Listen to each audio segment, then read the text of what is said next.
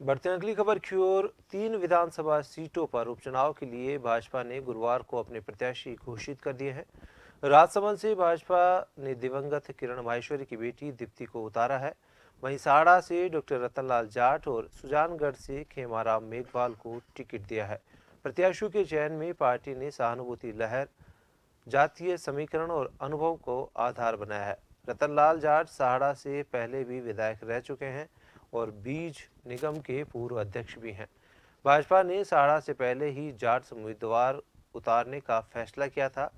दीप्ति को छोड़ दोनों नेता वसुंधरा के साथ काम कर चुके हैं।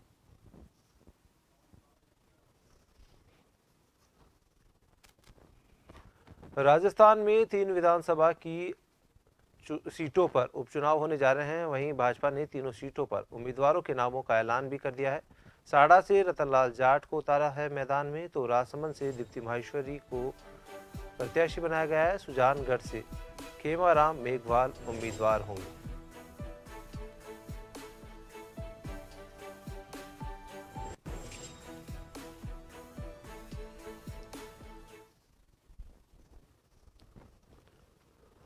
और ज्यादा जानकारी के लिए हमारे संवाददाता अनिल सैन हमसे फोन लाइन पर जुड़ चुके हैं। अनिल, राजस्थान विधानसभा के 3 सीटों पर होने वाले उपचुनाव को लेकर भाजपा ने तीनों सीटों पर उम्मीदवारों के नामों का ऐलान कर दिया है।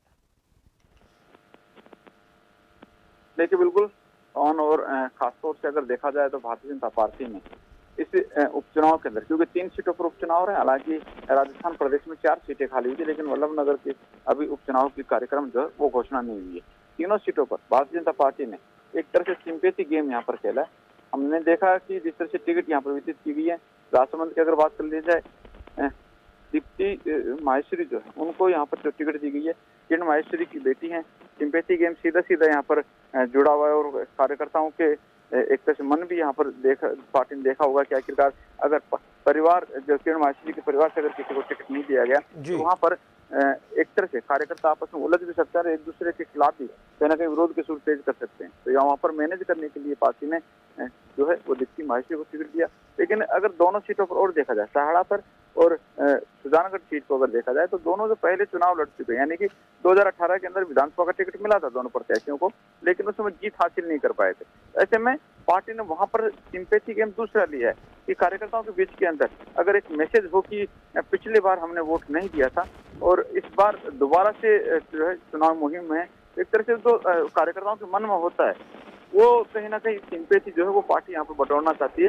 हालांकि हमने देखा था कि काफी मंथन भी हुआ, सतीश पूनिया ने, कोर कमेटी ने और आला नेताओं ने अलग अलग सर्वे, तमाम सर्वे और प्रदेश का सर्वे, केंद्र की ओर से करवाए गए सर्वे, सभी जदोजहद रही।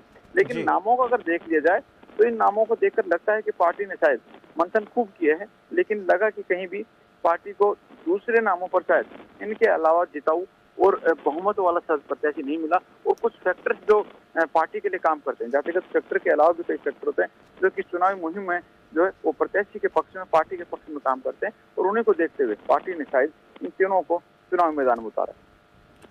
धन्यवाद अनिल, तमाम जानकारी के लिए। आपको बता दें कि 3 विधानसभा सीटों पर उपचुनाव के लिए भाजपा ने अपने प्रत्याशी मैदान में उतार दिए हैं। प्रत्याशियों के चयन में भाजपा ने पार्टी से सहानुभूति लहर, जातीय समीकरण और अनुभव को आधार बनाया है।